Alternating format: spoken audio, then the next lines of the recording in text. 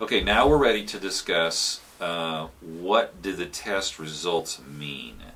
And so the interpretation of the test is obviously the main reason why we do it.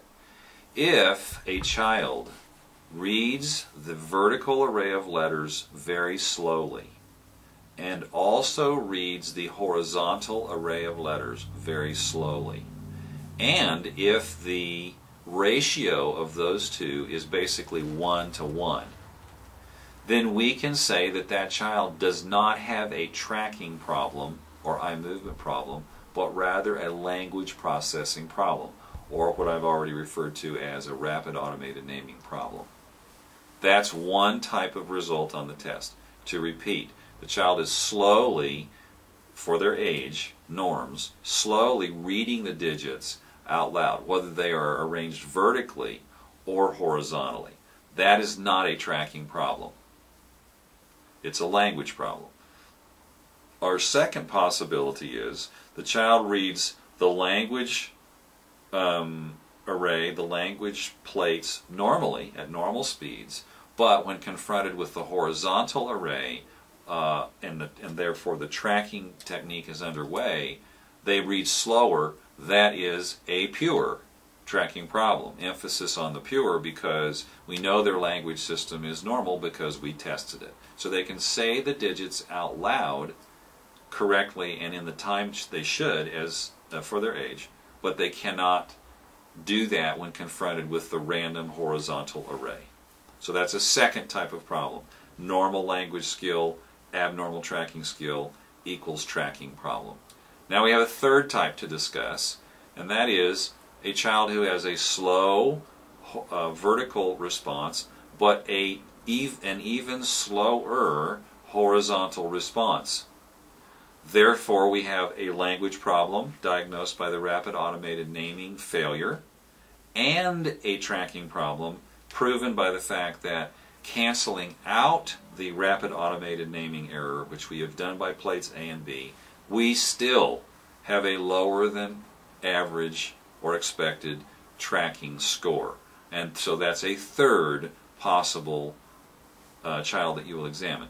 It's obvious too that you can have some children who will score normally, completely normally on both aspects of the test. I didn't discuss those because they have neither problem, obviously. So to review, the first problem you can have is a child that has a language problem and not a tracking problem. The second problem that you can have is a child that has a no language problem and a pure tracking problem. And the third problem you can confront is a child that has both. And the beauty of this test is that it actually gives you all of this data within about a 2 or 3 minute time administration.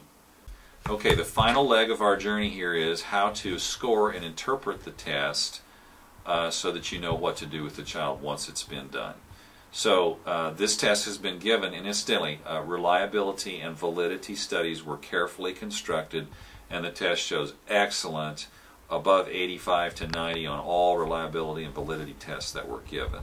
So we know the test is valid, we know that it's actually checking for what we think it should be checking for, and we also know that it's repeatable or reliable. So those two things have been well studied.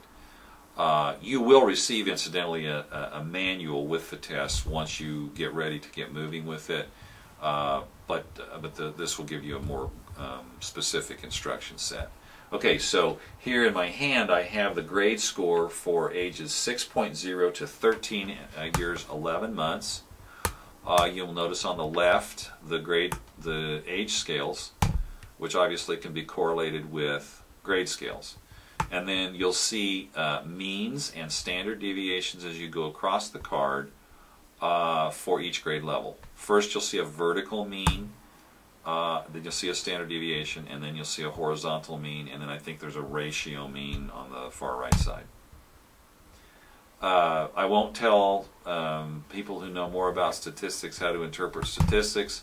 Just a quick reminder, a failure on the test is considered 1 standard deviation or more below the mean for age.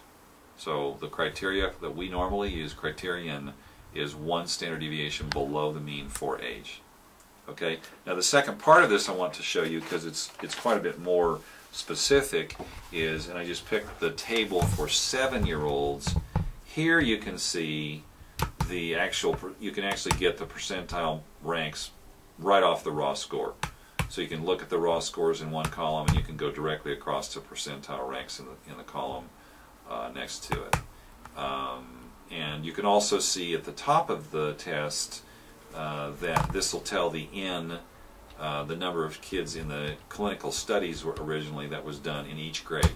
So my memory is that we did about 1,000 kids in the initial study, and so you'll see if you divide those by the 7 or 8 grades that we're talking about, there's going to be 75 to 80, maybe 85 kids per grade. But certainly enough to get a decent set of numbers and statistics. Our final part of our job is to now give you some feedback about what is helpful and useful to you to know who should be referred for interpretation of these tests. So, as I mentioned in the last block, the simplest way to decide if you have a bona fide tracking problem, once you've learned the interpretation methods I've taught you, is do you have a child scoring 1 standard deviation or further below on the grade norms for their age for the tracking performance. If you do, it merits a referral. Now this part of what I have to tell you, I will stay brief, but I want you to know there's a lot of depth to this part of the field. Children who have, and adults who have tracking problems nearly always have other visual deficits that are either contributory or comorbid with their tracking problem. Quick example, many children have convergence disorders or eye-teaming disorders, which create a set of static on their system, which then leads to a poor ability to track or keep sequence as they read across the page. We are not asking you to diagnose those children. That's our job as eye doctors. What we are asking for your help in finding these kids, and this test is a very powerful tool in your toolbox to do that. So I would like to recommend that if you have a child who you've administered the test to, and they are 1 standard deviation below the mean, that's a very simple and straightforward black and white cutoff system that we could begin using with you to refer the children into us and to have Dr. Ramsdahl and myself help you take care of those kids and help them so their visual skills can be made normalized. One other quick comment, since I know you deal with a lot of behavioral issues in your clinics, many children who have other behavioral disorders, psychiatric and psychological disorders, including ADD with or without hyperactivity, will have manifest oculomotor or eye movement skill problems. These may run together, there may be some relationship between them, but we know from pretty good studies in clinical work that it's rare that medication or behavioral intervention on these children for their behavior will make their oculomotor skills or their tracking skills normalize.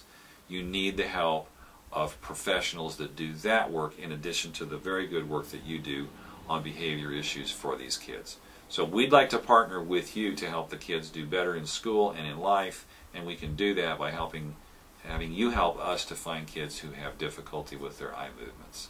Thank you.